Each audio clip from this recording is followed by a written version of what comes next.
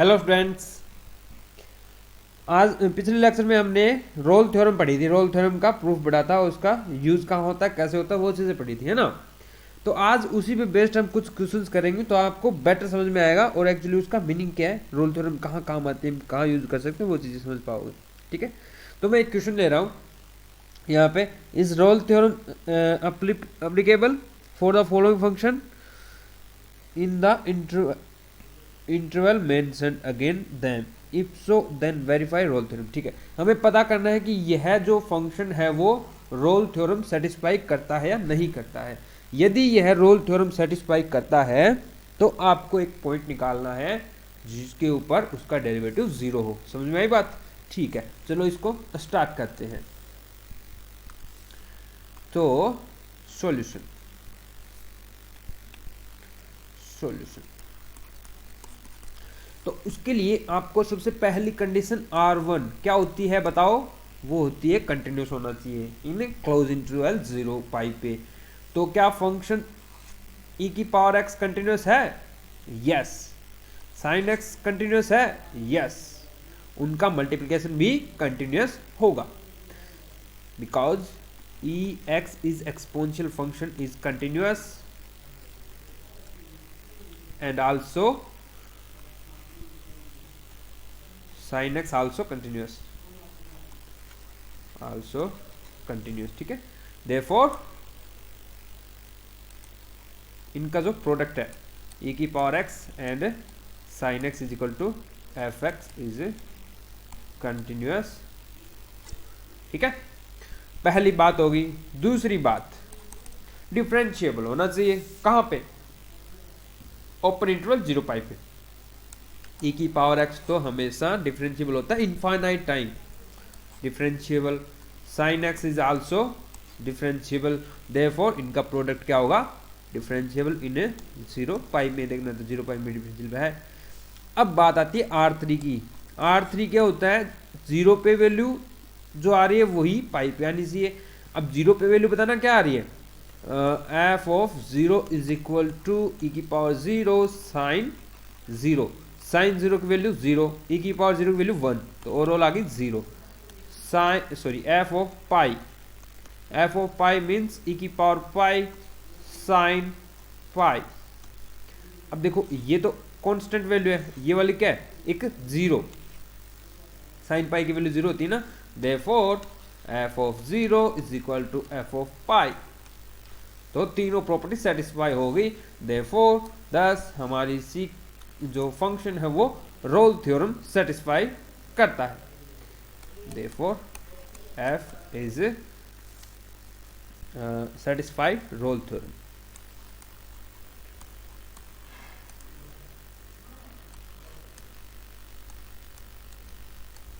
Role theorem तो एक point ऐसा मिलेगा by Rolle theorem in interval 0 to pi such that F dash C is equal to 0, then there exists a c belong to open interval 0 to pi such that f dash c is equal to 0।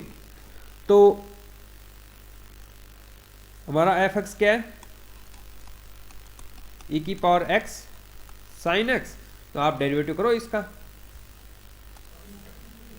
तो F dash X is equal to, पहले e की power x का करो, e की power x का e की power x रहेगा, sine X as it is plus sine X का कर दो कोस e की power X as it is रखो, साइन का हो गया कोस, हो गया। अब इसको रख दो एफ डैश सी के इक्वल, यानी कि e की power c sine c plus e की power c cos c is equal to 0। अब देखो e की पावर c तो कॉमन आ गया, यहाँ से आ गया sine c plus cos c is equal to 0। अब देखो साइन c 0 नहीं होता, साइन c 0 होता है माइनस इन्फिनिटी पे। ये इसका ग्राफ होता है, नहीं पता तो आपको मैं बता दूं, इसका ग्राफ ऐसे चलता है, फिर यहाँ से एकदम उड़ जाता है एकदम, ऐसे e की पावर x का ग्राफ चलता है। ठीक है, तो e की पावर c 0 to पाई, यानी कि 0 से पाई के बीच में c यहाँ कहीं होगा वैल्यू, यानी कि 1 से तो बड़ी होगी, और ये पाई e की पावर पाई से इसकी वैल्यू छोटी है, e की पावर c की। e की power c belong to 1 to e की पावर पाई। ठीक है, देयरफॉर 0 किसको ना पड़ेगा? इसको, यानी कि sine c plus cos c is equal to 0। इसको 0 होने का मतलब क्या है, tan c plus 1 is equal to 0। Therefore tan c is equal to -1। अब मुझे ये बताओ, tan 1 तो होता है पाई बाय 2 पे, तो सॉरी पाई बाय 4 पे 1 होता है, बट ये -1 बोला है, तो -1 एक तो ये वाला कंडीशन होता है, एक ये वाली कंडीशन होती है। एक तो मान लो सेकंड कोऑर्डिनेट में तो tan माइनस का होता है, यहाँ पे tan माइनस का होता है, यहाँ tan प्लस का होता है, यहाँ tan माइनस का होता है, यहाँ tan प्लस का होता है। कहने का मतलब जो हमारा c है वो इस कोऑर्डिनेट में, थीटा जो है इस कोऑर्डिनेट में, या फिर आप इस कोऑर्डिनेट में बोल सकते हो। तो इस कोऑर्डिनेट में तो थीटा इज इक्वल टू -π/4 बोल सकते हो, यहाँ से क्या बोल सकते हो, c इज इक्वल टू -π/4। या फिर आप बोलोगे इसमें, तो इसमें क्या आएगा, ये π/4 जो है मतलब π/2 प्लस π/4, ये कितना है π/2 प्लस π/4, तो ये हो गया आपका 3π/4, है ना। तो थीटा दो वैल्यूज आ गई 3π/4। अब हमें देखना है हमारे डोमेन में कौन सी बिलोंग कर रही है। हमारा डोमेन क्या है, 0 to π है, तो ये तो नेगेटिव, ये तो नहीं कर रही, ओनली ये कर रही है। Therefore c is equal to 3π/4, ये हमारा फाइनल आंसर हो गया। काफ़ी इंटरेस्टिंग था ना, तो ऐसे हमें निकाल सकते हैं। तो ये शायद आपको समझ में आ गया होगा, है ना, मैंने ये कैसे निकाला, -1 है तो इसका मतलब क्या है। ओके, तो जब भी आपको ऐसे tan cos sin सब कुछ दिया हो ना, तो आप ऐसे ड्रॉ कर लिया करो, उसमें पता कर लिया करो मतलब थीटा कौन से ब्लॉक की बोल रहा है, कौन से कोऑर्डिनेट की बोल रहा है ये। तो ये था हमारा आज का एक क्वेश्चन। चलो एक क्वेश्चन और करते हैं, इसी पे बेस्ड है। इसको सेव कर देता हूँ मैं फाइल को, चलो आपको सेंड कर दूंगा मैं ये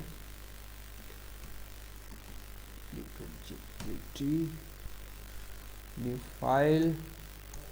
ओके, चलो मैं आपको दूसरा एग्जांपल देखता हूँ कोई अच्छा सा।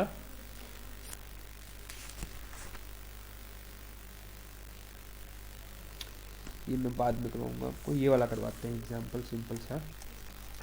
तो जब भी आपका बेस बनाना है तो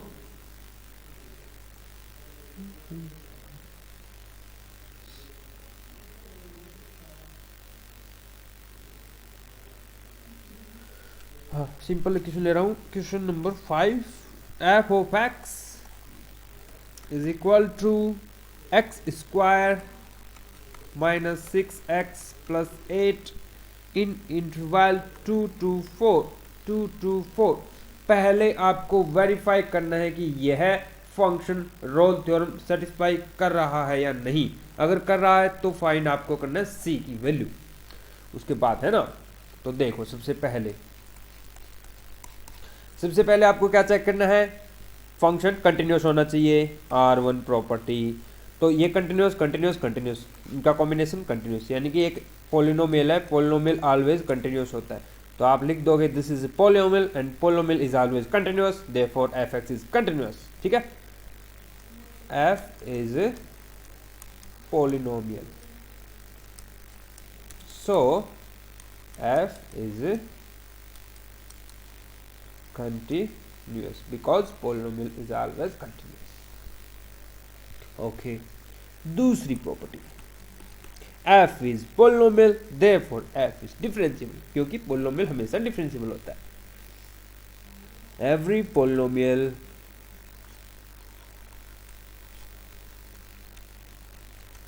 is differentiable, therefore f is differentiable। समझ में आई बात। थर्ड प्रॉपर्टी, अब हमें इनकी वैल्यू चेक करनी है 2 पे और 4 पे। 2 पे इसकी वैल्यू क्या है, f ऑफ 2 का स्क्वायर 4 माइनस 3 इंटू 2 यानी सॉरी 6 इंटू 2 12 प्लस 8 हो गया 0। ओके, f ऑफ 4 का स्क्वायर यानी कि 16 माइनस 4 इंटू 6 कितना होता है, 4 इंटू 6 कितना होता है, 6 24 और प्लस 8 16 8 है 24 ही होता है ना, हाँ 24 होता है, 24 और 24 जीरो आ गया। n के फंक्शन हमारा रोल थ्योरम सेटिस्फाई कर रहा है। ठीक है, it implies f is satisfy Rolle's theorem in 2-4 interval। तो एक ऐसा then there exists C belong to open interval 2 to 4 such that f dash C is equal to 0। Okay हाँ, तो हमारा फंक्शन क्या था, F of X is equal to X square minus 6x plus 8, I think यही था ना, हाँ यही था। तो आप इसका डेरिवेटिव करो पहले, F dash X is equal to 2x minus 6, तो यहाँ से c वैल्यू पुट कर दो, 0 के इक्वल रख दो, F dash C is equal to 3c minus 6 is equal to 0। इसका मतलब 6 कोई साइड ले जाओ, 3c इज इक्वल टू 6, तो c इज इक्वल टू 2। क्या 2 हमारा नहीं कर रहा, ये तो प्रॉब्लम हो गई, सॉरी सॉरी सॉरी सॉरी, मैंने यहाँ पे 3 लिख दिया, ये 2 है, ये 2 है, ये 2 है, तो यहाँ पे 3 आ जाएगा, और 3 हमारे 2-4 में बिलोंग करता है ना। तो ये हो गया हमारा दूसरा क्वेश्चन, ठीक है। तो ऐसे इसमें बहुत सारे क्वेश्चन हैं, तो आप उनको कर लीजिए, ठीक है। तो काफ़ी इंटरेस्टिंग चीज़ है ये, तो मैं आपको 1-2 क्वेश्चन और करवाऊंगा, वो अगली क्लास में करवाऊंगा, वो थोड़ा टफ है, तो उनका थोड़ा और अच्छे से कर लीजिए, ठीक है। तो आज के लिए इतना ही, थैंक यू।